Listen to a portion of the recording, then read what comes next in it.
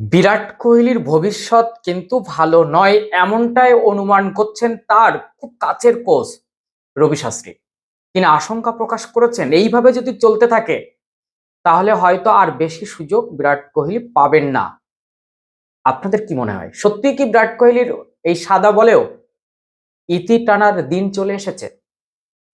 সত্যি পরপর দুটো শূন্য করার পর বিরাট কোহলি কি খুব ভেঙে পড়েছেন?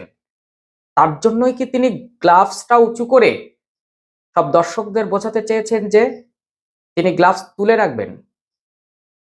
এই রকম নানান প্রশ্ন কিন্তু এখন বিরাট কোহলি ফ্যান্সদের মধ্যে বাসা বেঁধেছে।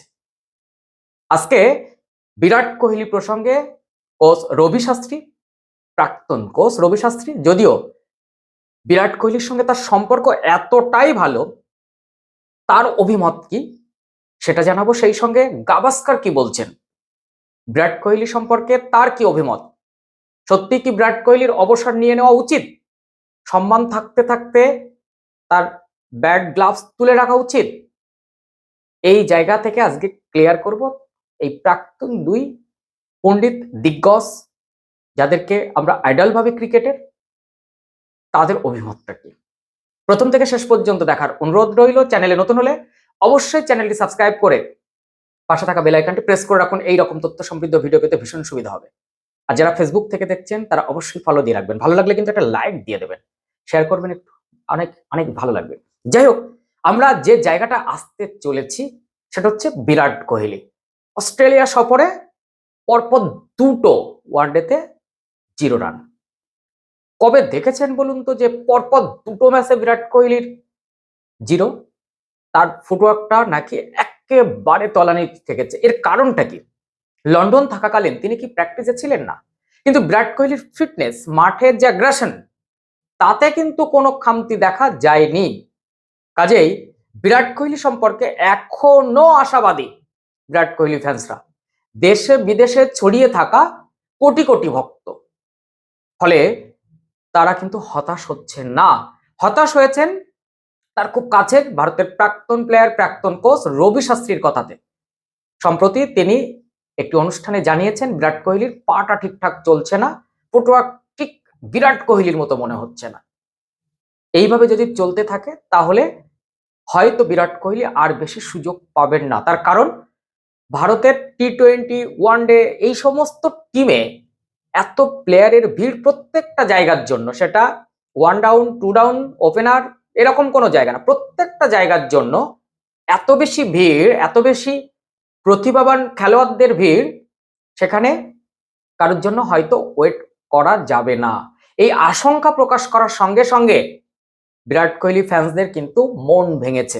আপনি হয়তো এই খবরটা জানতেন না, তবে তিনি এও আশা করেছেন যে খুব তাড়াতাড়ি বিরাট কোহলি ফর্মে ফিরবেন। এখন আগামীকাল তো সিডনিতে অস্ট্রেলিয়ার বিরুদ্ধে বিরাট কোহলিকে একটা বড় রান করে দেবেন।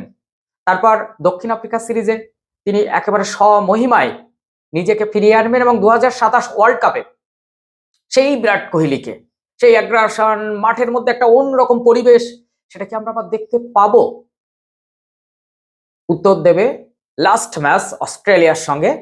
যদি এই ম্যাচে বিরাট কোহলি আবারও ফেল করেন তাহলে কিন্তু গ্লাভস তুলে রাখার একটা দিন হয়ে উঠবে লাস্ট ম্যাচ।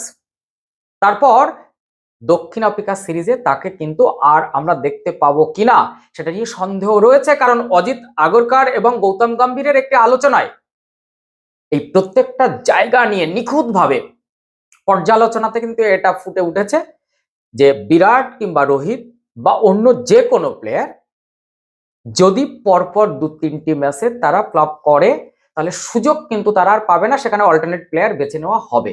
তবে গাভাস্কার কিন্তু দারুণ কথা বলেছেন যে বিরাট কোহলির পরপর 2টো শূন্যতে বিরাট কোহলির যে দৃঢ় মানসিকতা, তাতে কোনো রকম চিট ধরবে না, তৃতীয় ম্যাচে সে রানে ফিরবে, এটা কিন্তু আশা প্রকাশ করেছেন গাভাস্কার। তাই গাভাস্কারের এই কথা যাতে একেবারে খেটে যায় সেই দিকেই কিন্তু এখন নজর রয়েছে কোটি কোটি বিরাট কোহলি ফ্যান্সদের। আশা রাখি তৃতীয় ম্যাচে বিরাট কোহলি একটা বড় রান করবেন, তার ফুটওয়ার্ক ঠিক জায়গায় চলে আসবে এবং দলের মধ্যে যে পরিবেশটা আবার তৈরি হয়েছে বিরাট কোহলি ফেরার পর, এবং বিরাট কোহলি থাকলে, রোহিত শর্মা থাকলে শুভমান গিল ক্যাপ্টেন হিসেবে আরো পোক্ত হতে পারবেন, যেটা ভারতের জন্য খুব ভালো সাইন।